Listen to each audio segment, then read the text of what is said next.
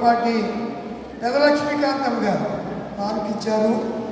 అలాగనే పాలపర్తి సండి గారు దుబాయ్లో ఉన్నారు. దేవుడి గారు దేవుడు ఆమెని సురక్షితంగా కాపాడుగాక. అని ప్రేమించినటువంటి చిన్న పాప రక్షిత, అలాగే ఏళ్లమణి, అలాగే ఎప్పురత్న గారు, ఈ కుటుంబం, రజనీ గారు, మాండ్రు రజనీ గారు, ఇది కొరకు ప్రార్థన చేద్దాం. తలవంచండి, కళ్ళు మూసుకునండి, ప్రార్థన చేద్దాం.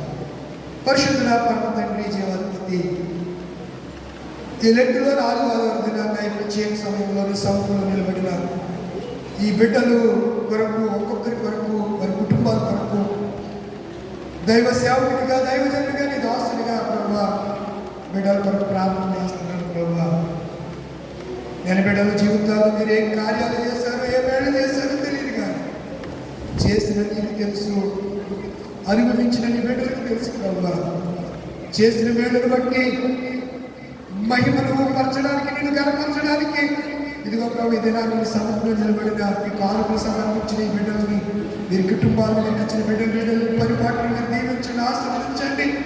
మీరు చుట్టూ కంచి వేసి మీరు కాపాడండి. రాబోయే అద్భుతమైనటువంటి కృప దీవెనలు బిడ్డలు దయచేయండి. ప్రభు మాండ్రు రజనీ గారు ఫ్యామిలీని, ఏళ్లమణి గారు, ఎప్పురత్న గారిని, మెడికల్ కిషోర్, రక్షిత గారిని, పాల్పర్తి సండి గారిని, వందనాలు స్తోత్రం. గోడపాటి పెదలక్ష్మీకాంతమ్మ గారిని, వారి కుమార్తె కూడా దుబాయ్లో ఉంది, ఆ బిడ్డను కూడా సురక్షిత కాపాడండి. ప్రభు గుమ్మ భూషణ్ గారు, కుమారి మీకు ఈ బిడ్డలందరినీ కూడా చేతికి అప్పగిస్తున్నారు. ఈ కుటుంబాన్ని దీవించి ఆశీర్వదించి నీ మహిమకు దీవెనకు పాత్రలు చేయమని యేసు నామములో అడుగుతున్నాను పరమ తండ్రి.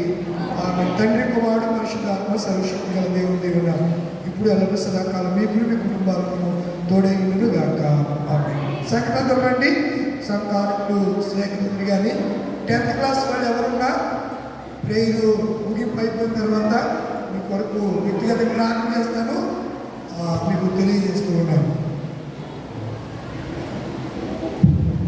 సృష్టి